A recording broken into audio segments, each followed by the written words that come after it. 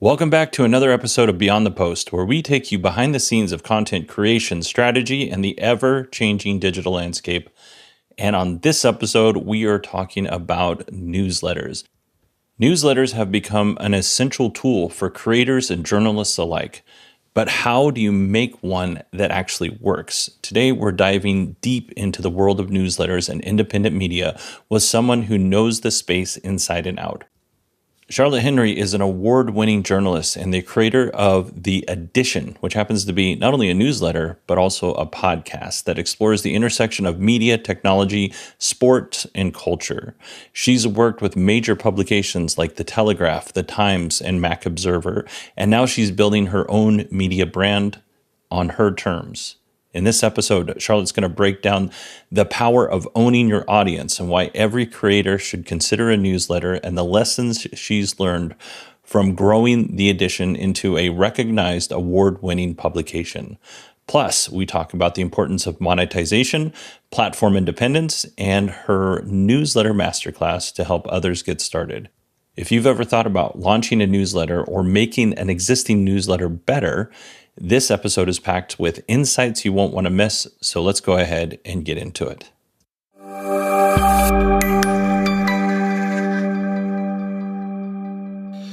So once again, Charlotte, thank you for hanging out with us this afternoon.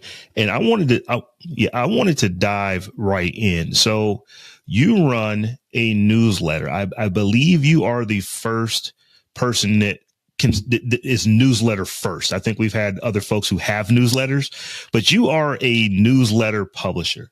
So can you just tell us a little bit about The Edition and what you've got going on over there? So it's certainly true that the newsletter was the first thing that I did when I started The Edition. The Edition is a newsletter and now a blog and podcast that brings together the crossover bit between culture, media and sport, which I think work very nicely together. And so, yeah, I've done big media scoops. I've done, covering how sports coverage is going, all that kind of thing. And yeah, it is all about, that crossover space. And I think it is fair to say newsletter first, because the newsletter is the key product. It's the one I want to sort of, maybe I'm telling the secrets now, but it's obviously the one I want to funnel people towards. I'd love everyone to take out a paid subscription. I'd love you to read even the free version. That's where ultimately I want everyone to end up there. And, of course, the podcast as well, which covers similar topics. And I've had you on a couple of times, Rob. Yeah, I've been on. I've enjoyed myself both times we've been on. I'm glad you didn't ask me to write anything, that I could just get behind the microphone and talk, because I think that's where my skill set is being behind the microphone. But I am also a huge believer in newsletters. I would say so much to the point that I think that almost every creator, regardless of what your main medium is, you probably, if your main medium is not a newsletter, you probably should have a newsletter to accentuate whatever it is, the thing that you do. So I'm a podcaster, probably should have a newsletter to accentuate my podcast. If you are a YouTuber, you probably should have a newsletter to accentuate your YouTube videos or what have you. If you are a TikToker, you definitely probably would hope you have something right now in case they tend to shut that down here in the United States here, within the next month. So as I said, although writing is not my forte, I tend to believe that newsletters are just incredible, pieces of, content that you can push out to your followers without having to go through a algorithm. So I totally agree with a lot of that, but I also think we've slightly got overexcited by the newsletter as well. So yes, I think if you're a TikTok and you're relying on a third-party platform for your audience and you don't have any other way of communicating with them, that could be a problem one way or the other in the not too distant future. I also think, though, that newsletters, like it's bizarre to me that we've got so overexcited about very old-fashioned technology in email, right? In relative terms, email is really like old school. Mm-hmm. And we're talking about it like it's this brand new revolution. But what is wonderful, and it's what you're touching on, and it's what I really love about running a newsletter, is that it's a way to communicate directly with the people who are interested in your stuff. If I get a good story, I can send it straight to the people who I think are going to want to read it. If I find a bunch of links and stuff like that, I can put it at the top of the email, direct to people who I think are going to read it. And that's really good. So that bit I love about emails. And I also think, and I think I bored you about this before, Rob, so I'm sorry if I have, but I am now almost obsessive about this idea of owning your own stuff and not being dependent on platforms. So owning your own newsletter list, your mailing list, really important. Having a website that's just yours and not a TikTok page, really important. I think it's so important we don't rely on the platforms of TikTok, Instagram, a Facebook page, whatever you want to call it, because as you might possibly see in the US, like those things are not permanent, and one little tweak to the algorithm can change that. So you kind of touched on this a little bit.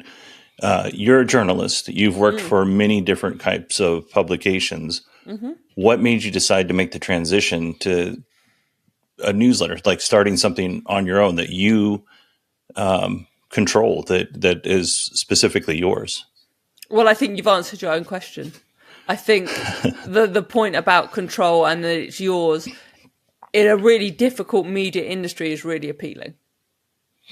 How did you get there? Because you've worked from some, when we say you've worked from some publications, I mean, they're pretty big.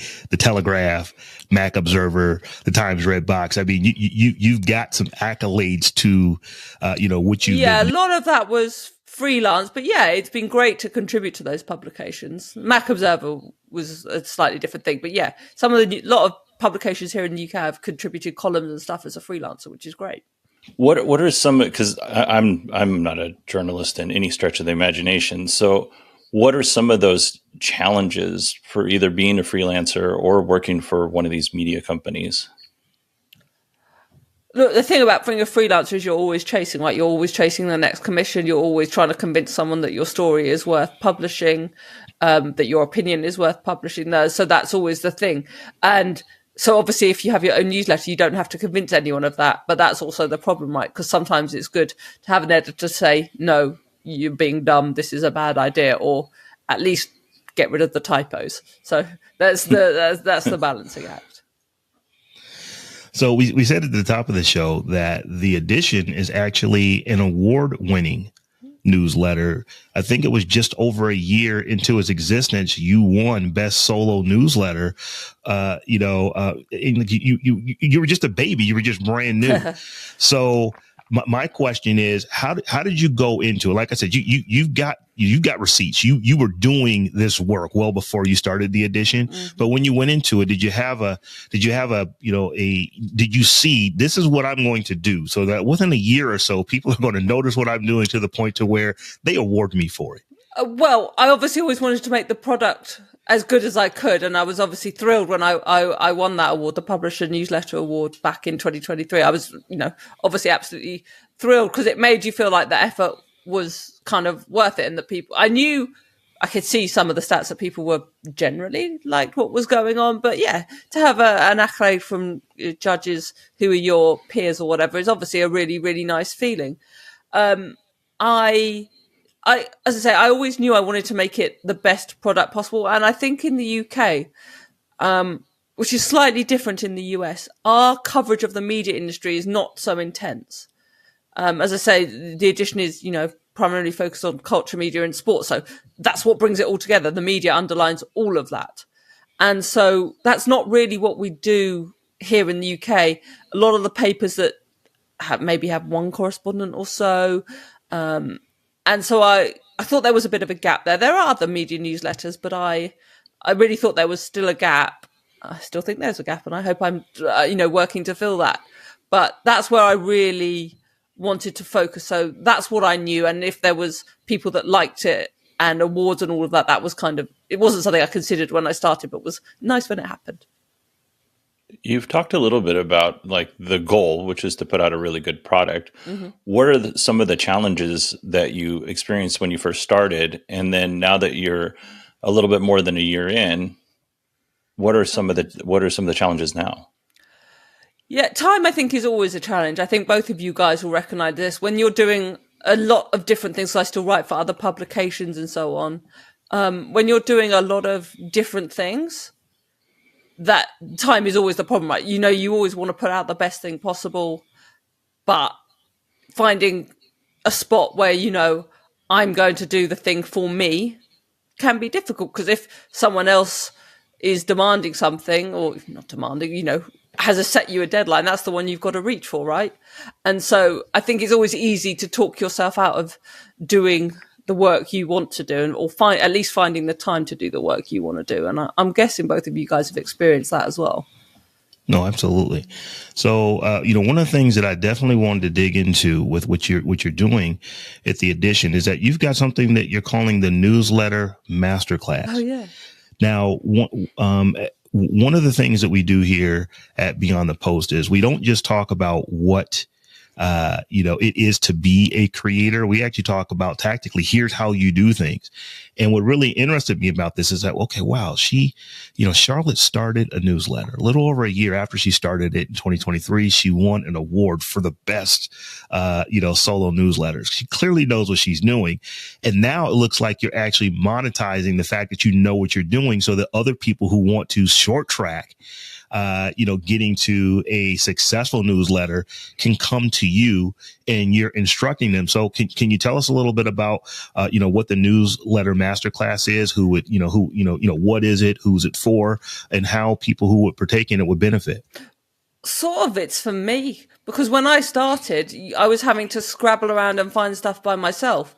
And if someone had offered, at a fairly reasonable price, let me add, a couple of sessions one-on-one to work out what platform you want to use, why you should use that platform, what you can do with your newsletter. Look, I'm not perfect, but I've been doing it. I am proud of the product I make, and I want to have conversations with people to help them make a thing as well.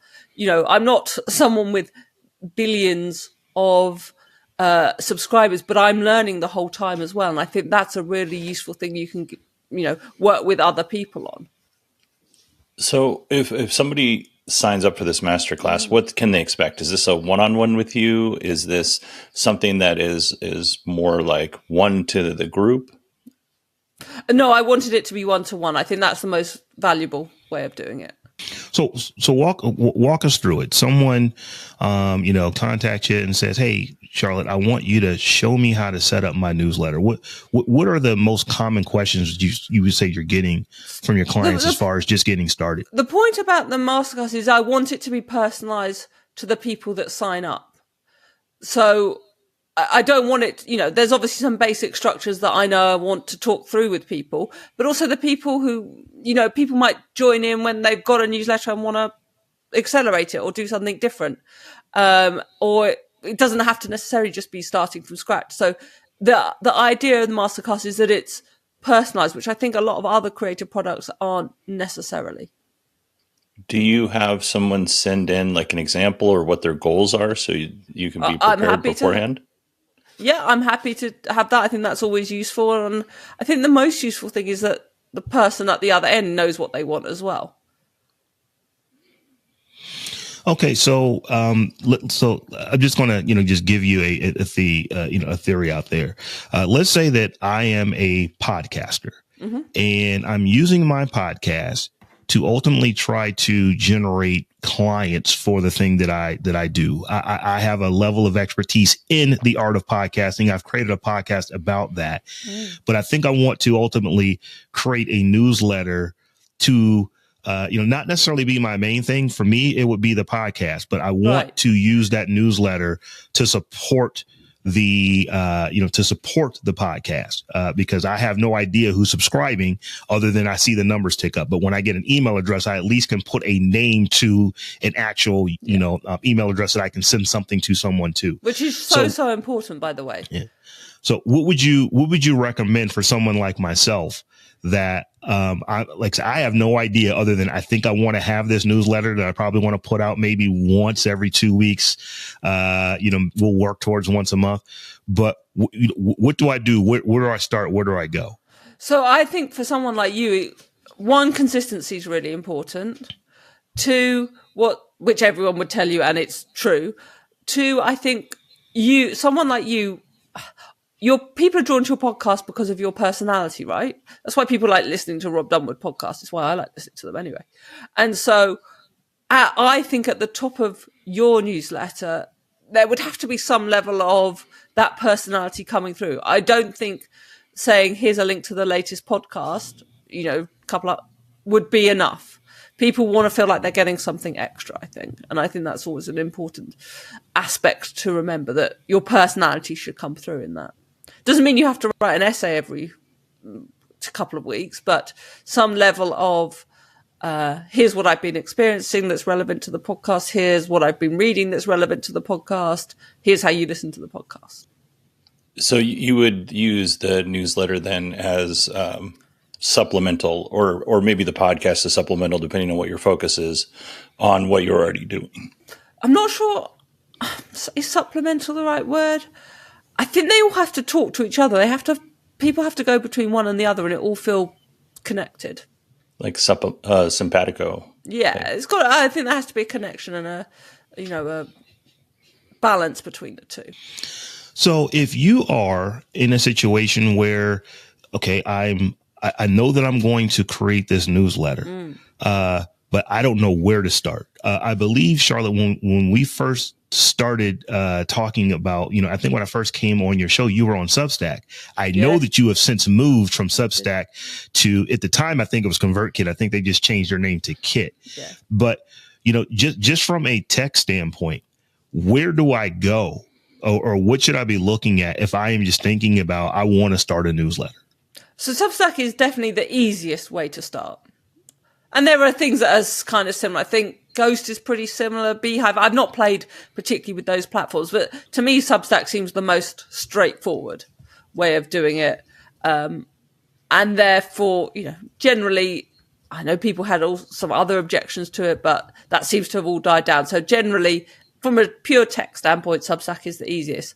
I moved to Kit because I wanted better integration with a website, a WordPress site.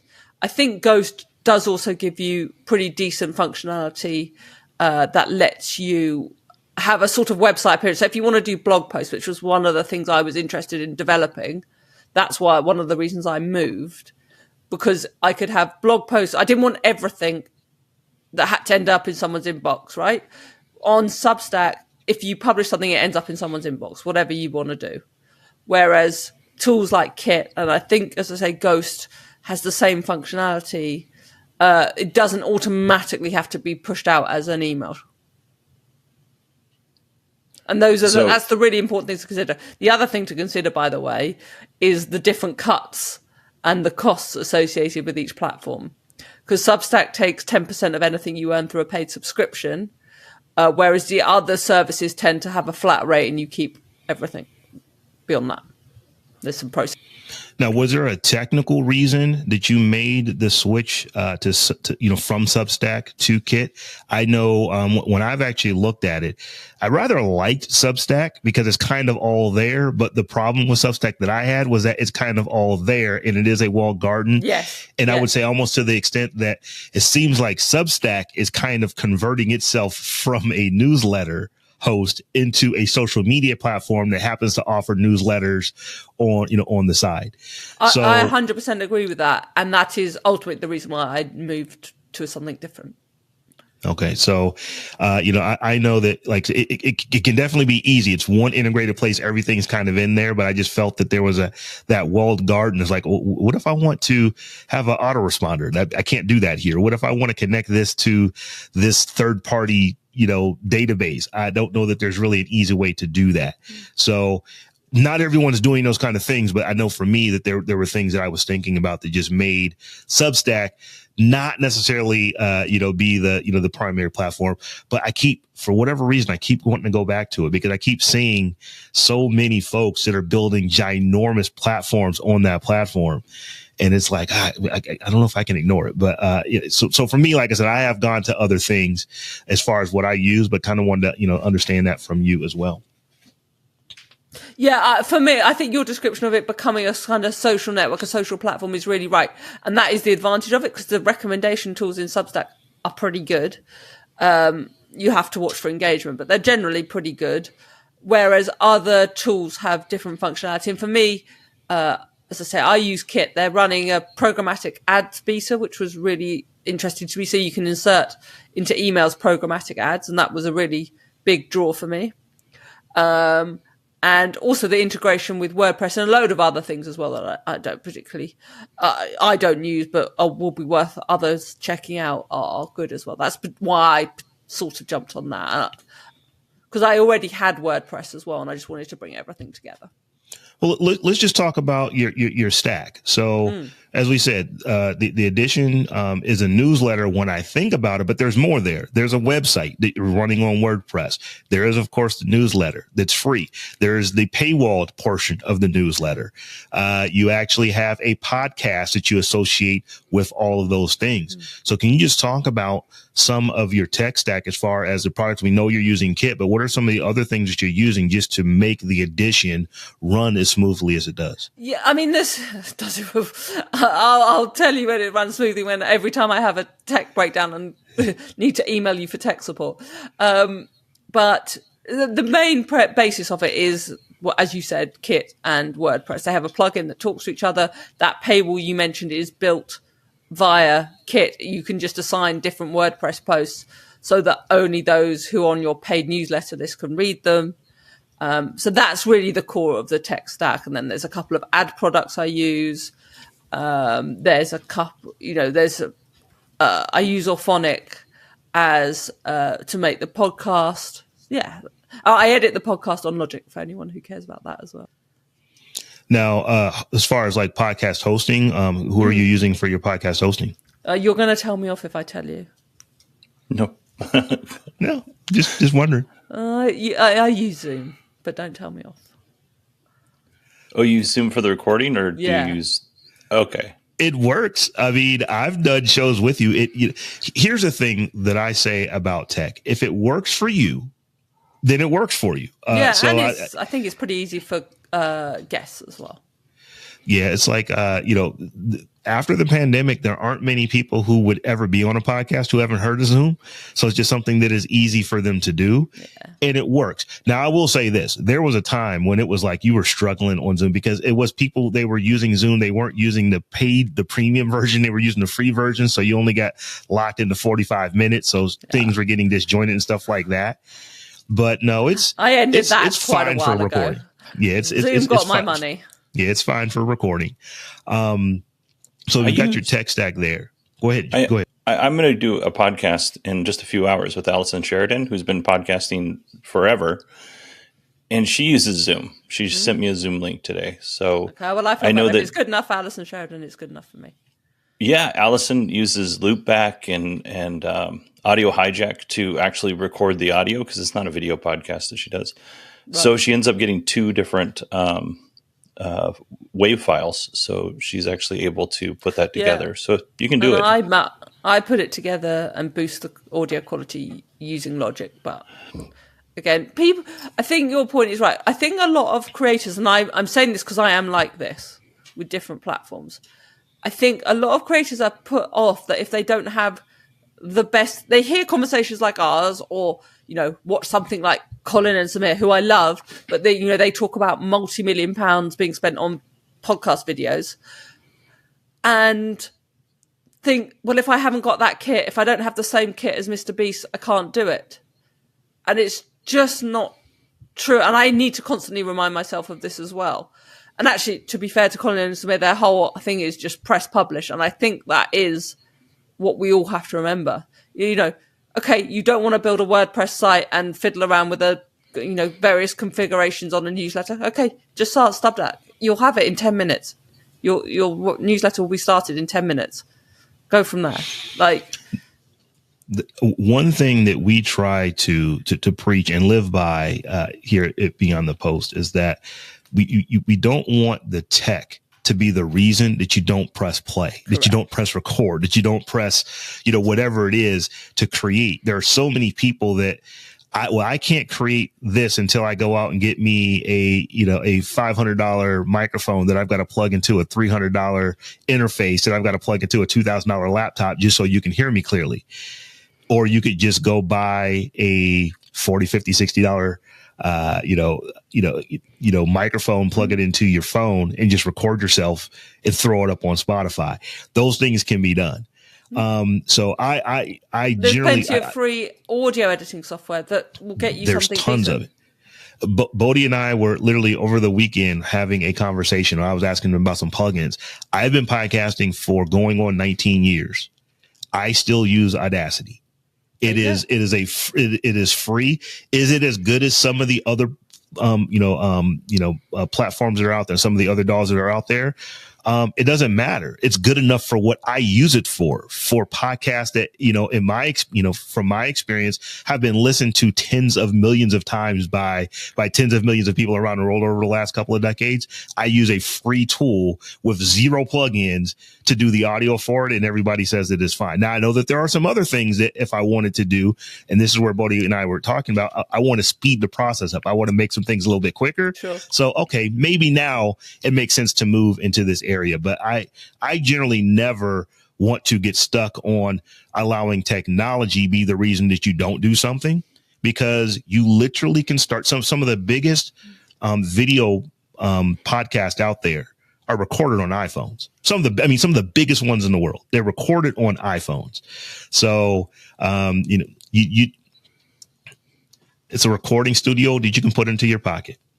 No, you're right. It's absolutely true. I think just doing stuff makes you do other stuff, if that doesn't sound too simplistic. So, I'll give you a personal example. I'm always put off putting stuff on TikTok and Instagram Reels or whatever, because I'm just like, oh, do I want to make myself look respectable and record a video and fiddle around editing it and make sure the audio is okay? And I often talk myself out of doing a video, but then the people on TikTok who are getting bigger, what do? They just hit record. They really do. They really do. It's just, with time, with repetition, you'll get better doing things, but you just got to get started. I did want to ask you one question, Charlotte, because the edition has a paywall. There is a paid portion of it. Go figure that you actually might want to be compensated for the work that you do. But what made you decide to put a paywall in your newsletter in addition to the free content that is there? Well, I try and make the newsletter. I was going to give you a sarky answer and just say, because I want to get paid for the work I do. But which obviously I do, but there are other ways to do that. But the reason there's a paywall is because I try and put original reporting into my work as well. It's not just, sometimes it is, but I don't try and just have a few hundred words of my opinion and a few links. Like, I do try and put original reporting in there, and that does take time, which takes money. So there's that element to it. I think the idea of building a paid audience is it's really powerful. I think it builds a connection with people. I don't think I charge a fortune for it. In UK, it's £5 a month, £50 for the year. I think that's a fairly reasonable price point for a 2 times a week newsletter. And, I think giving something value also makes your audience value it a bit. It gives, and I know this sounds self-serving as a creator, if somebody's out there listening to this, that they're not a creator, but it gives people who really like what you do an opportunity to support you. Like that makes them feel like they are a part of the team. It makes them feel like they are contributing to all of this content. It's not just for us as creators. There is a little bit of an element that it makes people feel good that they're supporting the content and the creators that they connect with. I think that's totally true, but I think that kind of depends on what kind of creator you are.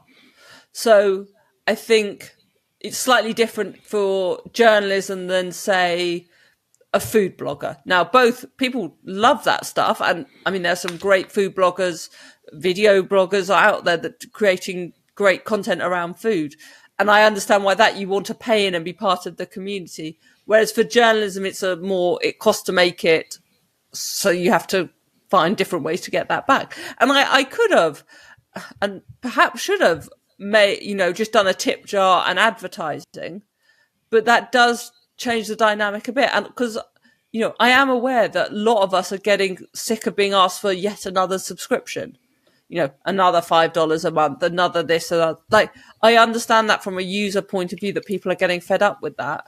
But on the flip side, this stuff doesn't just, the content doesn't fall out of a tree, right? We all work hard to make the work we make. And there has to be there have to be different ways to be compensated for that. Yeah, I've seen conversations, particularly around newsletters and paywalls. And it seems like that more and more content is deciding to go the paywall method. Mm-hmm. So there is that argument. It's like, man, I'm signed up to 19 different services. Now I got to sign up to another 20, another 20 to get it. So I absolutely get that. The other part of that, though, is that it's, we talk about this on this show fairly regularly. The amount of time that it takes someone to consume content in their mind is the amount of time that it took the creator to create the content. And we all know that that is the furthest thing from the truth. A 10-minute article that, 10 minutes to read something, that's quite a bit of work that went into that. But it didn't take you 10 minutes to write. It probably took you days of work and hour after hour of tolling and editing and this and that and the other, and the research and the, making phone calls and interviews and all the things that go into that 10-minute piece of content. It is a lot of work. So I think part of it is just that a lot of the public who are consuming our content simply don't understand what goes into it, and that, we were spoiled with the internet. Let's take everything that's in these newspapers and magazines and just throw it on the internet and put it up there for free because we want to get the eyeballs and we want to get the pay per click and all that kind of stuff. And we figured out over the last 20 years that that's just not very lucrative. In any, because you're chasing the lowest denominator. Who's going to give me the content for free?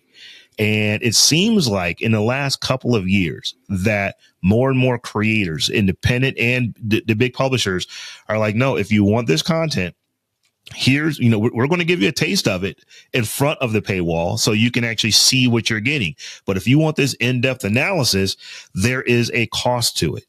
And what I've started to see people say is like, and if you're offended by that, I understand that you don't have to actually go get this thing that I spent 3 weeks working on. That's okay. But the people who do value that, they will get it and we'll go from there. So what I've seen is that, for many publications, it's about 3 to 5% of the people who consume the free stuff actually will contribute to the behind the paywall stuff. And, we may like that number to be higher, but in many cases, that's actually enough to keep you afloat and keep you running. Yeah. And the thing is that people also forget that if you have a direct relationship, a financial relationship with your audience, this kind of goes back to what we talked about right at the start. If they're paying you enough to keep the show running, then your reliance on ads and your freedom to say what you want is also increased. And in some fields, that also really matters. That's a really good point. So like the fact that you're being supported directly by your audience allows you to create content without having to worry about what a sponsor may say or what a sponsor might think. Exactly. It's a good point. And look, any brands watching, I'd love to work with you, but, and I happily have adverts on the podcast, because what I wanted to do, and maybe this is a really point we should delve into more. What I really want to do, and it's another key part of why I had a paywall, is I wanted to have different ways of generating income. It sounds obvious, but it's important to reiterate. So delighted to have adverts, user host read adverts on the podcast and not have anything to do with the podcast paywalled. I'm happy to have programmatic ads, affiliate links, all that kind of thing on the blog, no paywall. But the extra stuff, newsletter, that needs a paywall, and it gives you different routes to making money. Yeah, there is if you do content long enough, there are up and downs, and if you only rely on one revenue stream, you need something to balance that out when that revenue stream happens to be down. Totally, and it gives you more freedom, it gives you more, hopefully, security, and it means you can experiment with different things as well. So Charlotte, I know you have a heart out. So Rob and I do some rapid fire questions, Yeah, we're doing which okay are for time. okay. They're not always rapid. We thought it would be rapid, and it doesn't ever end up being that way. We're having a fun conversation. What are 3 tips you would give to somebody who's looking to start a newsletter today, or maybe even somebody who is thinking about abandoning their newsletter because they're just not getting the engagement that they want? So if you're wanting to start a newsletter, I think you just pick the obvious one. Pick a niche. Like, you have to really have something that you really know about and really care about and really want to spend time writing about. Picking a niche really is important. I know everyone goes on about it, but we saw with things like the Messenger, and there's loads of other examples, that just general stuff being thrown out there is probably not going to work. And I really don't think it's going to work for an individual creator. 2, I think you have to have confidence in your voice. And like, sometimes we all have these moments, right, where it's just like, why does anyone want to put up with my views or stuff of me saying stuff about this? But you do have to have confidence and a distinct voice so that you can separate yourself out. And I think to go back to what we said earlier, just do it. You do have to just start. But once you've started, try and be consistent. Charlotte, we're not going to keep you too much longer. Want to give you the opportunity to let our listeners know, how can they find out more about you? How can they find out more about the edition? How can they find out more about the masterclass? Yeah, the best way to find out all of that stuff is head to theedition.net, and I'm at Charlotte A. Henry across most of the socials platforms. Excellent. Charlotte, thank you so much for coming on and being so generous with your time. Rob and I are here in the US, and you are obviously in the UK, so it's a little bit later for you. So thank you very much for making this happen. Good. I really enjoy having these conversations because the way the media is going, I think more and more people are going to have to invest their time in the creator space. I think it's important. Agreed. Charlotte, thank you so much for hanging out with us. It was an absolute pleasure having you on. I'm glad you agreed to do this because I've been wanting to talk to you specifically about newsletters for some time. So thank you for hanging out with us. We'll talk to you soon. Take care. See you guys.